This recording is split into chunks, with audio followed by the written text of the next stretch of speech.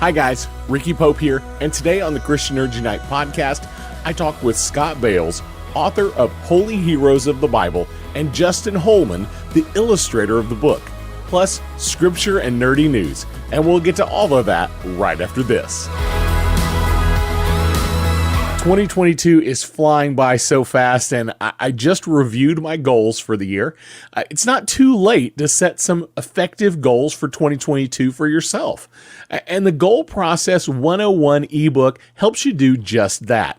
With a straightforward process and practical exercises, you'll be guided to set the right goals for you and set out a plan to achieve them. Get your copy of the Goal Process 101 ebook by going to goalprocess101.com. Use CNU2022 at checkout to save 10%. Now, back to the show.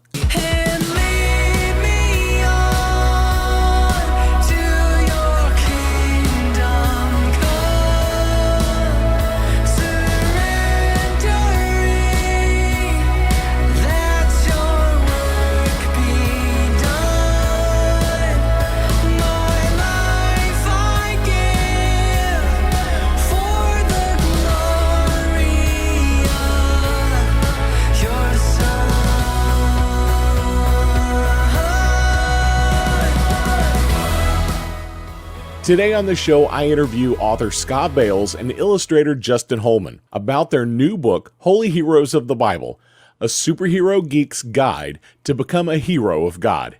And along the way, we get to know a little more about Scott and Justin, and some of the surprising things they've been involved in. But before we get to that, let's read some scripture and do some nerdy news.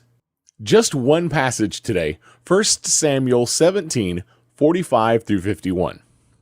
David said to the Philistine, "You come against me with sword and spear and javelin, but I come against you in the name of the Lord Almighty, the God of the armies of Israel, whom you have defied. This day the Lord will deliver you into my hands, and I'll strike you down and cut off your head. This very day I will give the carcass of the Philistine army to the birds and the wild animals, and the whole world will know that there is a God in Israel. All those gathered here will know that it is not by sword or spear that the Lord saves, for the battle is the Lord's, and he will give all of you into our hands." As the Philistine moved closer to attack him, David ran quickly toward the battle line to meet him. Reaching into his bag and taking out a stone, he slung it and struck the Philistine on the forehead. The stone sank into his forehead, and he fell face down on the ground. So David, triumphant over the Philistine, with a sling and a stone, without a sword in his hand, he struck down the Philistine and killed him. David ran and stood over him. He took hold of the Philistine's sword and drew it from the sheath. After he killed him, he cut off his head with the sword.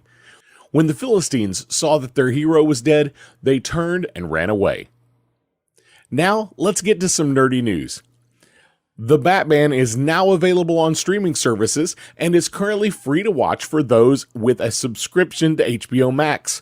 I'm going to be giving my spoiler review of The Batman next week on the Christian Nerds Unite podcast, and hopefully we'll have a special guest.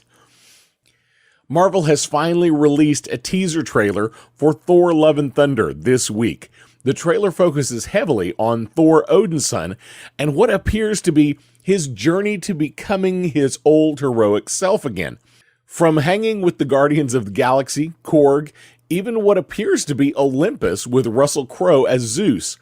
We get a view of Valkyrie in her new position as the leader of Asgard, and finally a quick glimpse of Natalie Portman's Jane Foster as Mighty Thor. Does this mean Jane Foster will not be as big a part of the film as we had been led to believe? We'll have to wait and see. Marvel Multiverse role-playing game playtest comes out this week, with the all-new 616 game system that only requires 3 six-sided dice. Christian Nerds Unite is partnering with some other great podcasts to do a set of real play bonus episodes. You don't want to miss this. More about that in the coming weeks. Keep your ears open. The Hollywood Reporter has confirmed Napoleon Dynamite filmmaker Jared Hess will direct the new Minecraft movie under the Warner Brothers umbrella. It will be starring Jason Momoa. With the success of other game-based movies lately, like Sonic, Free Guy, and Uncharted, Mojang's Minecraft could be hitting the screens at just the right time. Now let's get to our interview with Scott and Justin about Holy Heroes of the Bible. You can tell they've really poured themselves into this project and wanted to see lives change. Scott, Justin, it is great to have you on the podcast today. Good to be here. Thanks for having us. Yeah, thank you for having us. Well, Scott, you have a new book out. You've been on the show previously to talk about a devotion that you did before.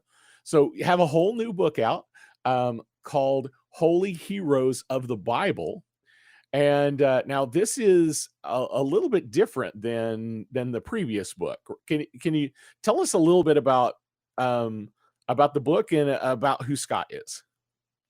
All right. Well, I am a pastor and author, a husband, a father, a comic book nerd, superhero fan, and martial arts teacher.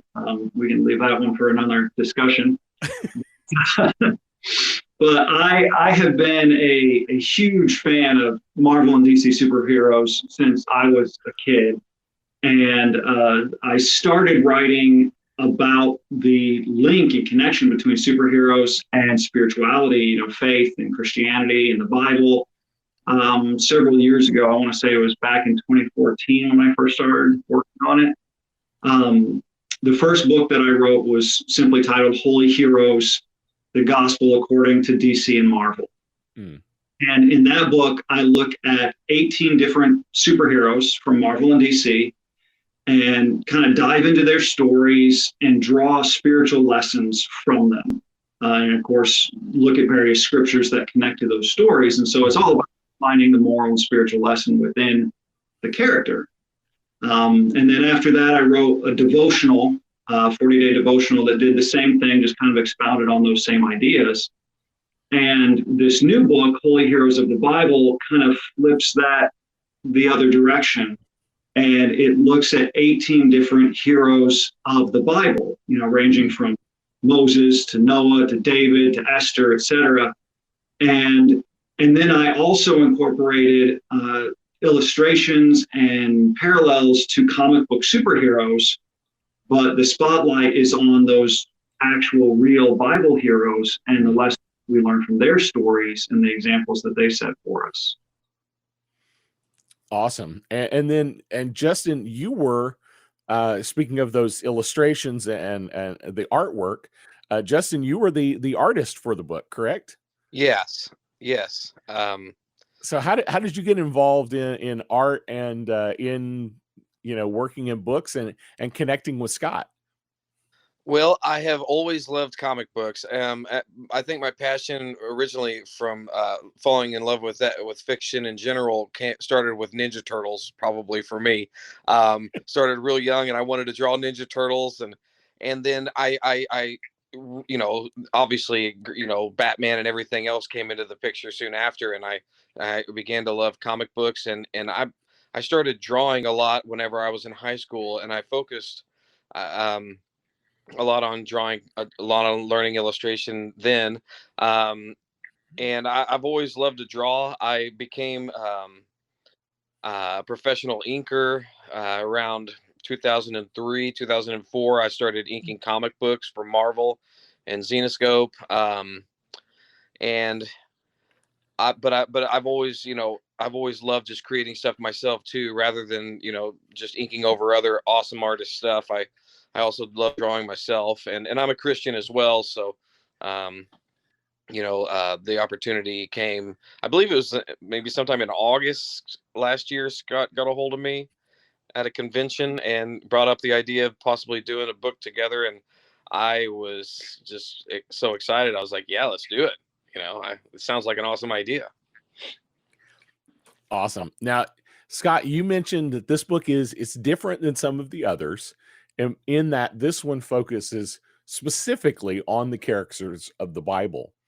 And tell us a little bit about why you chose to go this particular route this time. Well, I always kind of had, after finishing the first book, I thought that this was kind of the natural progression, to look at some real heroes. And I actually addressed that in the introduction of the book. I talk about how there's so many different lessons and moral values we can learn from the stories of superheroes. But as real people, especially real Christians, we need to have real heroes too. You know, people that we can look at that said, hey, this is what they did in real life. You know, they were in this situation and this is how they overcame, or this is how they relied on God, things like that. And so by looking at the heroes from the Bible, we could say, you know, this is what real people can do in ordinary situations or extraordinary situations, and this is how God can use them. What's one particular what's one of the sections that you think is kind of the most impactful in the book? Well, it's really hard to say. I know they're all your babies, so they're my favorite. No. So I cover all of the people come from the Old Testament. You know, it starts with Noah and goes chronologically up through the Old Testament. But of course, the first one is actually God himself.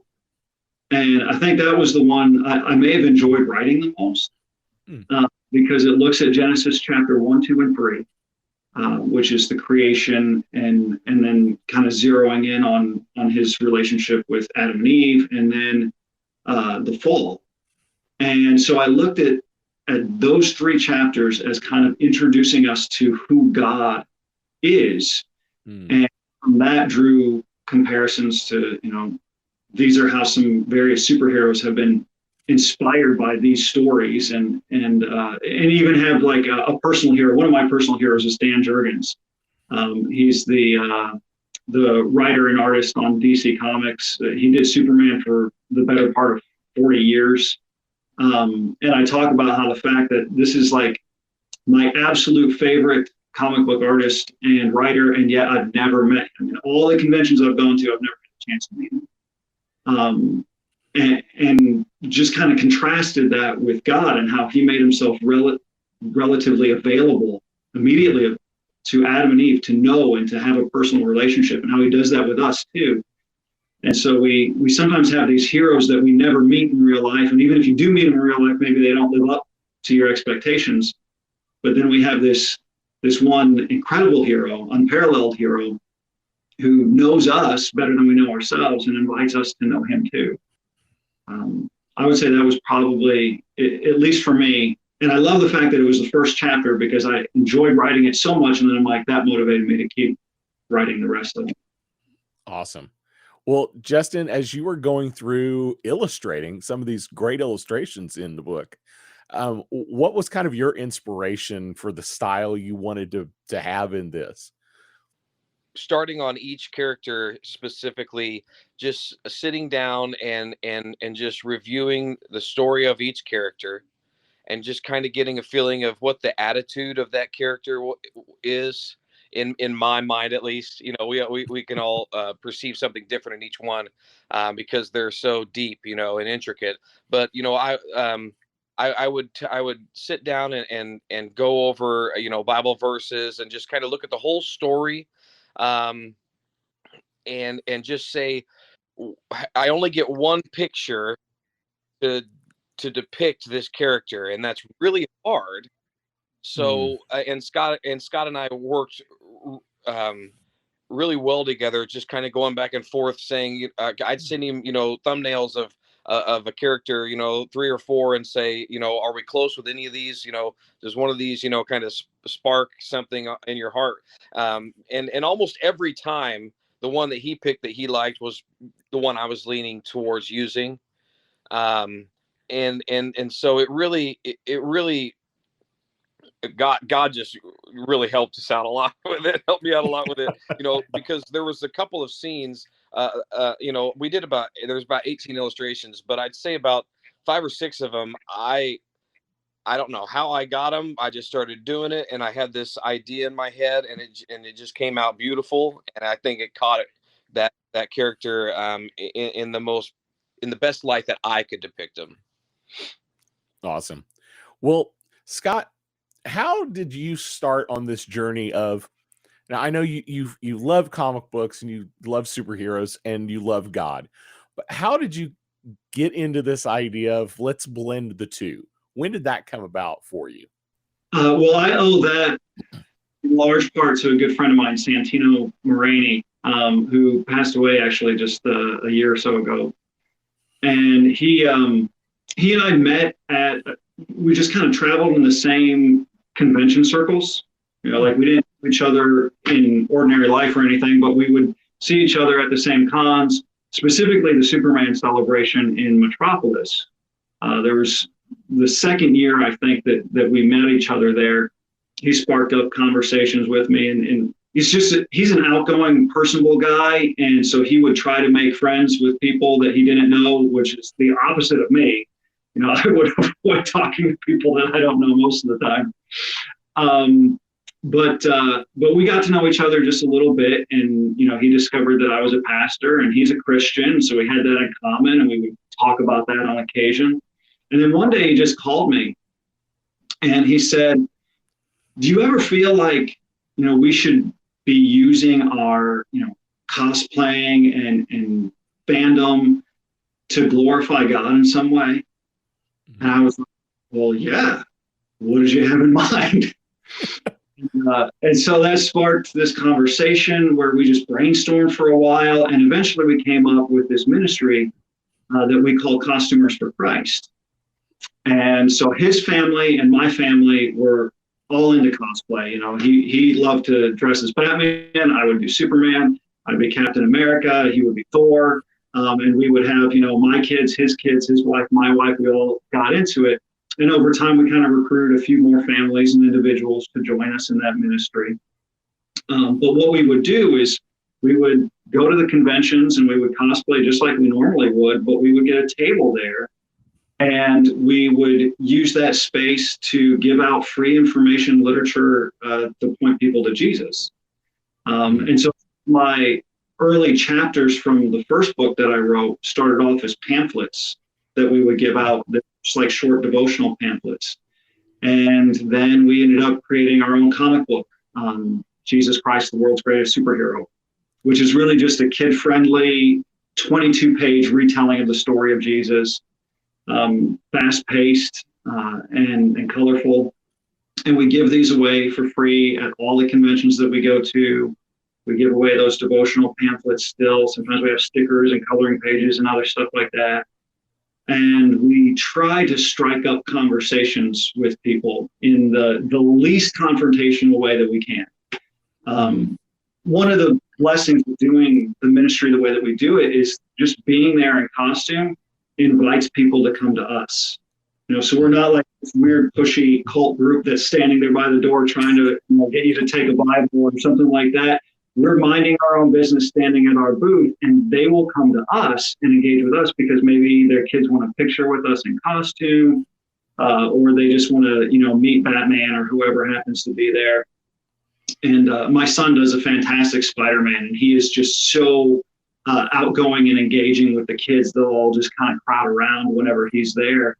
And that just gives us that opportunity to say, "Hey, would you like a free comic book?"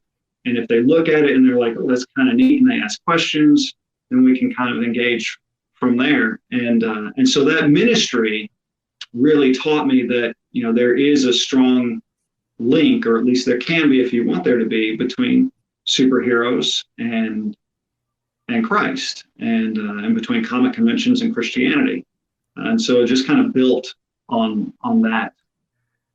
Very cool. So I have to ask this question because you're a pastor. What does your congregation think about you dressing up as Captain America and going off to some comic convention for the weekend? Well, they put up with me.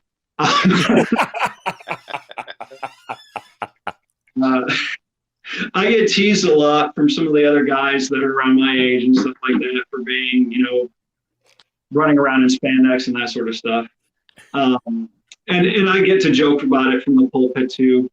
I preach actually at the most unlikely place considering my other interests and things like that. But I preach at a small rural congregation in Illinois. And so we're surrounded by fields and cows and stuff like that out here. We have just about 100 people in the church on any given Sunday, and a lot of them have silver hair. And so I am kind of an oddball. You know, most of the other guys are into hunting and fishing, and I'm into comic books and spandex. And so it's interesting, but they, you know, they love me and they've always been fantastic to me. They knew, in fact, I told them about this ministry when I first started at this church, and they're like, okay, we'll see how that goes. And it's been 12 years now. And we're still doing it, and the congregation is still putting up with me. And I have actually preached in costume a couple of times over the years too. Awesome. I bet that was interesting. That was fun. It was fun for me, and I think for everybody else watching too. And I have worked in those. I was a worship pastor for 15 years, so I have worked in those silver-haired churches before, leading big choirs and things like that. So I know exactly what you're talking about, and now I have the silver hair, so I'm becoming one. Well, Justin, when you started working in comic books and you started doing inking, how did is putting your faith into that art form for you? Is that something you've always wanted to find an outlet for, or did you always have a way to do that, to mix those two together? Well, I honestly think that I haven't ever tried too hard to fit it into my talents, because I consider my talents God-given. And you know, as long as what I'm doing, I'm working is I'm doing to the best of my ability, I know that it's glorifying God. That's not in juxtaposition to what Scott just said regarding, you know, how can we glorify God by, you know, our costumes, because I do believe that has its place. It's just that whenever, you know, say for example, whenever I was inking with Marvel, you know, you only get these small little chances of sharing your faith, and sometimes within communities like that, or the secular communities, you know, because I mean, it's not due to fear or not wanting to bring it up. It's just that, you know, there's only certain times that you're able to do that. You know what I mean? Because it's not like I was the writer or anything. I was just the guy making sure that the penciler looked real clean, and you know what I mean? So I think more than anything, it's just about having a good attitude and being Christ-like, regarding anything, to be honest, whether it's, you know, me inking or drawing or doing whatever. So that's just always been my kind of where my heart is. Just whatever I do the best of my abilities that God's given me, and that in itself is a good testimony of being a Christian. Awesome. Well, Scott, with you've got this one under your belt. This is your third book, and so do you have plans for another installment? Are you going to move on to the church fathers or something like that? No, it's funny. I kept telling myself this will be the last Holy Heroes type book. This will be the last geeky superhero book that I write. But then I keep having ideas for more. So I can't say this is going to be the last one. I've been working on a devotional specifically about Superman. So the Superman devotional, which he was my first big superhero. You know, that was the one that I loved as a kid growing up with Superman. So I have more Superman comics than I do anything else, and more history with that character. And so it's really easy to draw parallels between Superman and Jesus, and others have done that, you know, tremendously as well. So that's one that I've been thinking about. And then also because this book focuses almost exclusively on Old Testament figures and characters, with the exception of Jesus, who is kind of the bridge between the old and the new. Mm-hmm. I've thought about doing maybe a heroes and villains book where I focus on some of the bad guys as well, and use some of the New Testament heroes and their stories. And so, yeah, I guess possibilities are endless, and they're out there. Absolutely. And you know what? I think there's definitely room for it. I think there's room for it. I think there's an audience for it. If I didn't think there was an audience for it, I wouldn't be doing this podcast, honestly. Uh, I, I definitely think there's an audience for it, and I would encourage you to continue on it. So now I just want to briefly talk about this because Justin, you have another interesting part of your previous life that got you involved in some interesting Marvel related items. You want to share a little bit about that? Sure. Well, so a few years before I became an inker for Marvel, I actually was signed to Epic Records, and I was in an alternative rock band called Revis. About when I was 20 years old, I moved out to Los Angeles with my band. You know, the common dream that everyone has: let's go to Los Angeles and make it big. But we actually got signed, and we recorded an album with Don Gilmore. He's recorded like Linkin Park, you know, a bunch of Eve Six, a bunch of big bands. He recorded our album. It's called Places for Breathing. This was in 2003, which later on was on the Daredevil album, or the Daredevil movie soundtrack album. And I got a gold record out of it, so that was pretty sweet. It's got dust in my closet somewhere though, sadly. I can tell you're really proud. Well, you know what? I was so excited. I was so excited because I was a comic book fan even when I was, you know, in the, because it was a secular music, you know, scene. But I was still very excited because I loved comic books even still, you know, like I said. And then and I hadn't seen the movie until like 5 years after it came out because I was just so busy. And then I saw the movie and I was like, oh, I don't know. Do I really want to admit I did this? I'm being really honest with you. No, but I am proud of it. Because the music's great. And it was a blessing to be a part of the pop culture, which holds that, even though it holds it by a very frail string. It's still there, and so I am very proud of the accomplishment because not many people can say that. And I still do music today. I'm a worship pastor as well, at a local church here. So you know, I still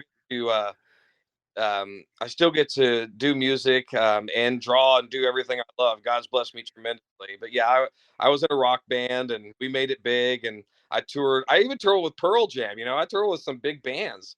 Nice. But you know what? Then I found Jesus and kind of the importance of my name being big compared to just being, you know, loving God and loving people. That trumped it. You know, that took over, and so I don't really care anymore, you know, about that. Even though I'm, like I said, I am proud of it, but I'm not. That's not my goal anymore, you know. Understand. Well, Scott shared a little bit earlier that Superman is definitely his favorite superhero. So I'm going to ask you, Justin, what is your favorite superhero? And I'm going to guess it's not Daredevil. Oh man, not Ben Affleck. Daredevil. No, I'm kidding. I would have to say that it's Batman. And I would say that probably more to do with Michael Keaton and that era of movies, as my kind of inspiration. And that and Batman animated was just for me was just, I thought it was just stellar. I thought it was just wonderful, and kind of captured captured the darkness of Batman, but you know, the broodiness of it. But at the same time, it had the funny parts in it. You know, the humor, Mark Hamill as Joker, stuff like that. I think that's probably my favorite superhero is Batman, because he's human too. You know? He has to be creative. Awesome. Well, Scott, just before we go, let me just ask you this real quick. You have made connections with a lot of superheroes over, over the course of these books. Is there one superhero that you haven't really fit into your stories yet that you really wish you had? Hmm. Wow, that's a good question. There are some that have been a struggle to fit in. Like got one about Daredevil, or not Daredevil. I'm sorry. Now I've got Daredevil in my head. Deadpool is what I was going to say. Got one about Deadpool that was fun to write, and I turned a few heads when I told people that I had a chapter in my book about Deadpool and the spiritual lessons we can learn from his life. Gosh, there are a ton more comic book superheroes that I would love to touch on that I maybe haven't yet. Worries about, like, maybe Nick Fury, or let's see, man, I'm trying to think. I keep thinking of one and I'm like, nope, I did one on that in the devotional. That was the nice thing about writing the devotional, was that it was 40 days, 40 different superheroes. And so I could touch on all these. There's so many random ones in there, like Booster Gold. I haven't done one on Blue Beetle. I'd like to get Blue Beetle in there sometime. Yeah. I've got Captain Marvel, like the original, Shazam, Captain Marvel, and so many others. Man, as soon as we're off, I'll probably think of like a dozen more that I've. Well, you and I think we mentioned this off air, because you mentioned the X-Men episode that I did a few weeks ago. Did you get the opportunity to use the story of Nightcrawler in any of the books so far? Yes, that was actually in the very first book that I did, Holy Heroes, the Gospel According to DC and Marvel. And I've got a chapter in there about the X-Men. And I focus on that particular episode because as a kid, that episode stood out to me. And even going back as an adult, I'm like, this story is about Nightcrawler and his faith in God, and Nightcrawler, in essence, leading Wolverine back to faith in God. And it ends with Wolverine in a church reading scripture and praying. I'm just like, I don't think that would ever be aired today. But the lessons from that stuck out, and so I included that as one of the chapters in my book, kind of an analysis of that, and how Nightcrawler's faith, even though he had every reason to kind of reject God. I mean, people were mean to him, they hated him, he looked like a demon. He had every reason not to have faith, but he found faith because the monks or whatever it was at this one particular abbey reached out to him and showed him the love of God and love of Jesus. And so that's how he came to faith. And then he speaks so lovingly about God throughout that episode. And, it's one of the things that we need to be as the church. Like, we need to follow that example. We need to be reaching out to people who maybe don't look like they belong in church, and just sharing God's love with them, because you never know the impact that's going to have on them and the impact they'll have on someone else. Man, that was an awesome episode. It definitely was. Well, thank you so much, both of you, for being on. Real quick, if anyone wants to kind of keep up with you guys, where can they connect with you online? It's really easy to find me if you just Google Scott Bales. You'll find a variety of different places, but you can go to holyheroes.org. That's my blog where I kind of post some of the content from the books, and you can always reach out to me on Facebook or on YouTube. I have a channel called Creative Costuming and another channel called Holy Heroes. You can find those. Awesome. And Justin, is there anywhere online that we can kind of keep up with you? Yeah, you can find me on Instagram at Justin Holman Rocks. You can also send me a friend request on Facebook. My wife and I have an account. It's called Justin and the letter N Ali, ALI Holman. love to, you can message me on there. No big deal. I'm not better than anybody else, so I don't care if people. If I get too many friend requests, then wow, that's a good problem. But yeah, you can just get a hold of me there or on Instagram. I'm always on one or the other, and I'm always doing something goofy. Awesome. Well, and I'll put links down below in the show notes, as well as links to where you can buy the new book, Holy Heroes. I'm going to butcher the name of the book again. Holy Heroes of the Bible. I don't know why I have so much trouble with the name of this book for some reason, but I will definitely put that in the show notes down below. It is so great to have both of you on the show. Anything else to share before we go? No, I'm just really appreciative of you having us on. It's been so much fun. I enjoy your podcast, and I'm blessed to be here. Really appreciate it. It's been an honor. Thank you so much. Thank you. It was great getting to hear Scott and Justin share about their book, Holy Heroes of the Bible. I hope you'll consider grabbing your own copy. I put a link down in the show notes so you can buy it. Well, that's all I have for you today. Don't forget to like, subscribe, follow, click all those buttons down there. That way you can keep up with us and you'll be informed when there's new content released. And you can find all of our social links and links to our YouTube channel and our online store at ChristianNerdsUnite.com. And while you're there, click on the support tab. We would love to have you as a Patreon. Before we go, I do want to leave you with this blessing from Jude. To him who is able to keep you from stumbling and to present you before his glorious presence without fault and with great joy, to the only God, our Savior, be glory, majesty, power, and authority through Jesus Christ our Lord before all ages, now and forevermore. Amen. We'll see you next week. Blessings.